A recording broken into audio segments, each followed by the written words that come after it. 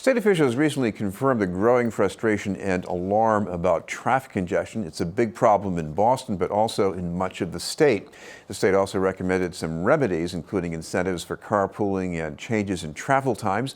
In response, there's a new set of recommendations from advocates at Transportation for Massachusetts. To tell us about them is the group's director, Chris Dempsey. Thank you very much for being with us, Chris. Thank you, Chris. Chris, another thing added to the mix here is Friday's rally around climate action in Boston. What about the tie between all this congestion and what's going on with climate change? I had an opportunity to stop by the rally on Friday morning, and it was wonderful to see the energy there, especially given that it was really led by young people who recognize that this is a crisis and one that they're going to have to deal with for many decades. Transportation is the largest source of greenhouse gas emissions. That's true across the entire state of Massachusetts, and it's now true across the entire country. In Massachusetts, it's about 40% of all emissions. So the only way that we're going to address our climate crisis is to also address our transportation crisis. Well, you've looked at some other cities around the country, at least, about what they've done. What about Seattle? You seem to be impressed with what they've done there. Why? Yeah, so that's a place that over about a 6 or 7 year period, they added 60,000 jobs to their downtown core, similar growth to Boston. And in that period of time, they actually decreased the number of people that were driving into the central city.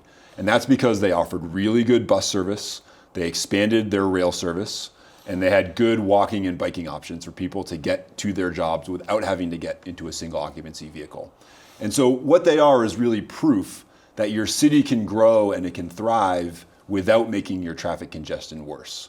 And we think that Greater Boston needs to be adopting some of the very same tools that they've already put in place in a place like Seattle. Now, I know you risk some political pushback to some of the remedies around congestion, but before we get to that, what are people paying right now as the price for congestion? So the average driver in Greater Boston wastes something like $2,200 every single year just on congestion. That's a function of wasted fuel, lost wages, and the higher cost of goods throughout society. The price you pay for groceries at the grocery store is higher because the truck that brought those groceries there got stuck in traffic. And so if you look at that as a household of 2 drivers, on a monthly basis, you're writing a $350 check every single month just to traffic congestion. That is not a good system. It's not a system that's functioning well, and it means we should have real urgency from an economic perspective about tackling this problem. Well, one of the remedies you have in mind is congestion pricing, which is a form of tolling, smart tolling. Yep. The governor's administration, they seem to have a problem with that still. Yeah. So this is a technique that of the top 10 largest metropolitan areas in the country, every single one except for Boston uses. It's actually very common outside of New England to be using these technologies. And again, a place like Seattle does this. It's a recognition that if you charge the same toll no matter what time of day, you're not giving people an incentive to switch if they have the ability to do so. Think about smarter tolling sort of like matinee pricing at a movie theater or early bird specials at a diner. Those are times where it's a little bit cheaper to use exactly the same service. And we think roads should be priced the same way. Places that have done smarter tolling or congestion pricing have seen drops in congestion of 30% or more on the very first day that they put these systems in place. Now, the main pushback is a question about whether this is fair. Is this something that is going to push lower income people off the roads and just leave them for the wealthier? But when you look at the data, you actually see that people of all incomes will use these roads that have smarter tolling on them. And I think most importantly, what smarter tolling or congestion pricing can do is it can get our buses moving faster. Buses in Greater Boston move 400,000 riders every day. Many of those are City of Boston residents. Buses like the 28 bus, for example. When we make that bus sit in traffic, it becomes a much less attractive option.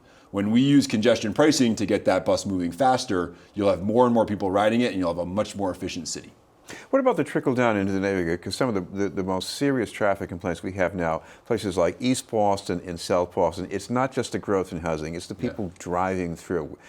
Does your plan do much about it? That's right. So, we often associate the rise of new condo buildings and we say, well, that's what's causing traffic. It's all those new people. But in fact, many of those buildings are people that are driving the least because they're maybe walking or taking the T to get to work. Most of our miles are coming from people from the outer suburbs that are driving longer distances and feel like they need to have a car because of that. And East Boston, I think, is another example where not only do you have growth, but you also have the airport. And so you have Uber and Lyft and TNC rides that are that are creating just more traffic and more usage of the road. What we think is that we need to be investing in public transit, walking, biking, bus service, more options so that people have the ability to get out of their car and leave it at home and find another way to get in. We think that that will make our system much more efficient. It'll also make it much more environmentally friendly, and it will improve our public health. Transportation and congestion is a major cause of asthma. It's a major cause of heart disease, things that people around the city of Boston are suffering from. And if we're going to address that problem, it's going to require tackling transportation. What about Uber and Lyft? Any way to, if not actually reduce the number of trips, at least reduce the number of trips without passengers? Yeah, it's time to update the regulations that were put in place to govern Uber and Lyft. When they were put in place, those were a relatively new phenomenon. There were not many trips. Now there are more than 40 million trips every single year just originating within the city of Boston. That means that every second of every day, someone is calling an Uber or Lyft ride. And so updating the regulations would mean saying, let's look at the fee structure. Is there a way for us to change that so that it gives people different kinds of incentives?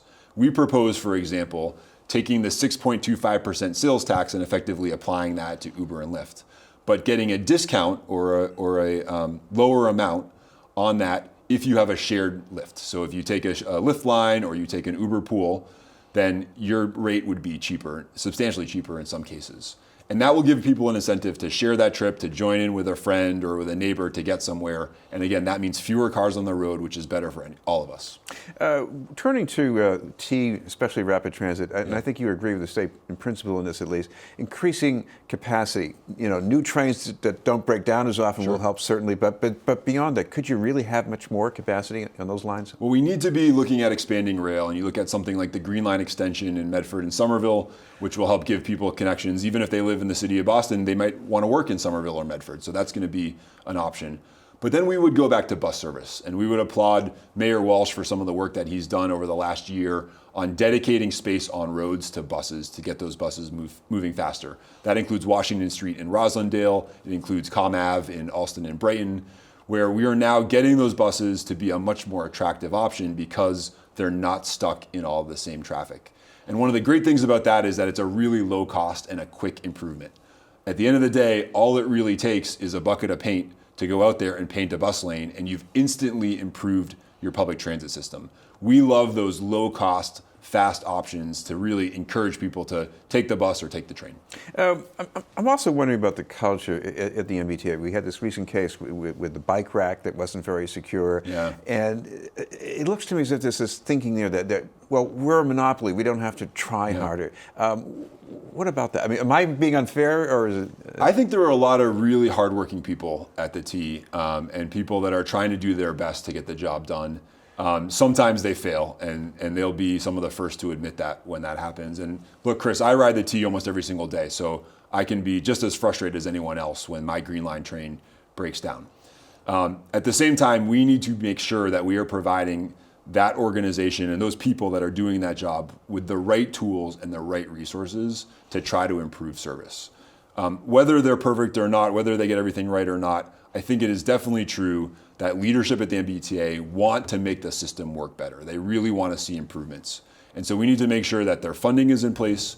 We need to make sure that we have mayors and city councilors and others who are saying, we want to work with you to make this system work better, whether that's more bus lanes, whether that's working on transit-oriented development so that there are more riders, working on parking issues. All of those things are going to have to be done together to solve this really bad problem that we have. And I know you have more details on the response to the state, so please tell people about your website. Yeah, so our website is t4ma.org, and that's the number 4. And we'd love people to go there. And if they want to read our particular response to the congestion report, it's t4ma.org/traffic. Thank you very much for being with us. Thank you, Chris. Chris Dempsey from Transportation for Massachusetts.